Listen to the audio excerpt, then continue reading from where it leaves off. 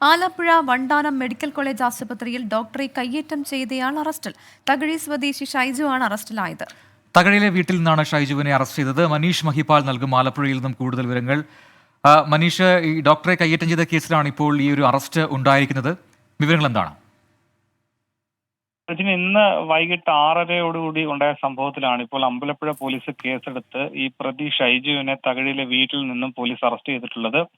Doctor അഞ്ജലിയാണ് ഇത് സംബന്ധിച്ച് Ambalappuzha police സ്റ്റേഷനിൽ പരാതി നൽകുകയും പിന്നീട് പോലീസ് ഇവരുടെ മൊഴി രേഖപ്പെടുത്തുകയും ചെയ്തു.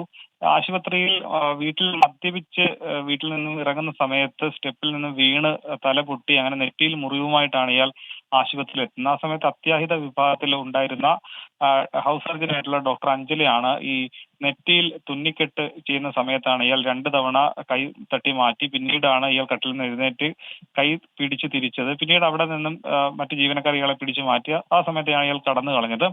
പക്ഷെ ഇത് സംബന്ധിച്ച് ഇയാൾ പറയുന്നത് അവിടെ വെച്ച് തന്നെ ഡോക്ടറോട് ക്ഷമാപണം നടത്തിയതാണ്. ജീവനക്കാർ പിടിച്ച് മാറ്റിയ സമയത്ത് താൻ അല്ലാതെ വീട്ടിലേക്ക് പോയതാണ്. ആ സമയത്ത് ഡോക്ടർക്ക് ആദ്യഘട്ടത്തിൽ പരാതി ഇല്ലായിരുന്നു, പിന്നീടാണ് പരാതിയുമായി വന്നതെന്നാണ്. പക്ഷേ ഇയാൾ മദ്യപിച്ചിട്ടുണ്ടായിരുന്നു, അവിടെ പ്രശ്നം ഉണ്ടാക്കിയിരുന്നു എന്ന് ജീവനക്കാർ പറയുന്നു.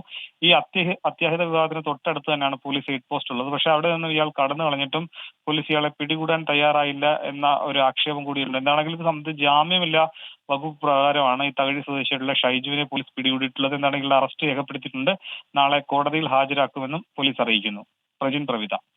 ശരി, മനീഷ് മഹിപാലാണ് വിവരങ്ങൾ പങ്കുവച്ചത്.